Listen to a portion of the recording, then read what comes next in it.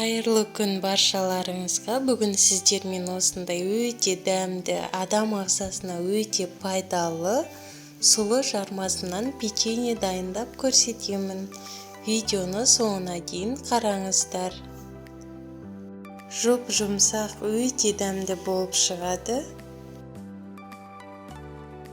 Бізге қажетті заттар: 2 дана жұмыртқа,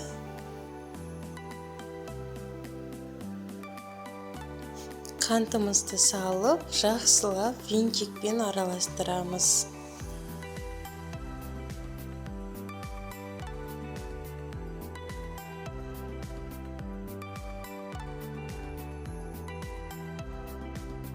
Сұйық майымызды құйып, жақсылап араластырып аламыз.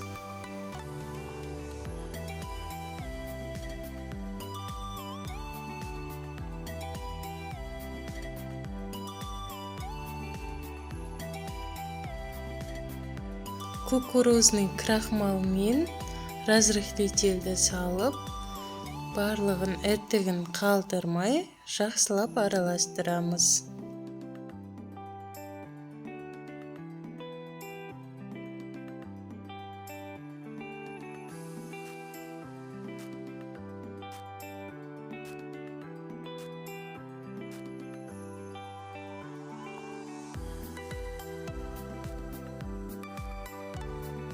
Печеньеміз өте дәмді шығуы үшін грек жаңғағын пайдаландым.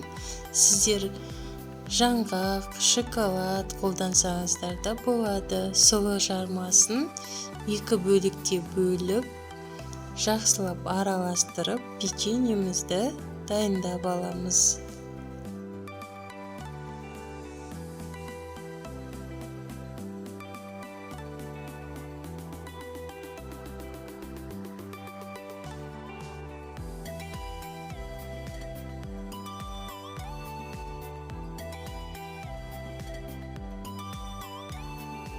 Сұлы жармасының 2 бөлігін салып, барлығын бір келкі болғанша жақсылап араластырамыз.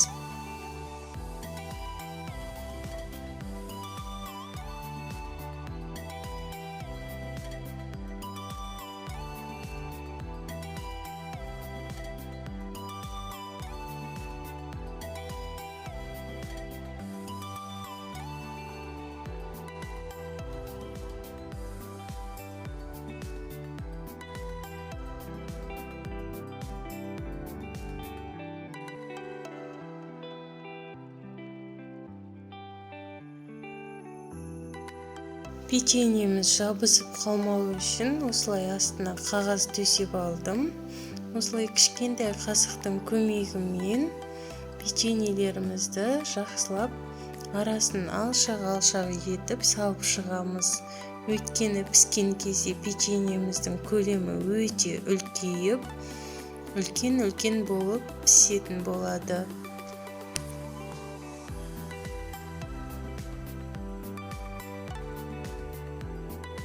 Печеньеміздің дәмі өте ерекше болуы үшін мен қара шоколадты пайдаландым. Қара шоколад пайдалану міндетті емес, өз еркілеріңізде. Алдын ала қызып тұрған пеште 160 градуста 35-40 минут пісіріп алдым.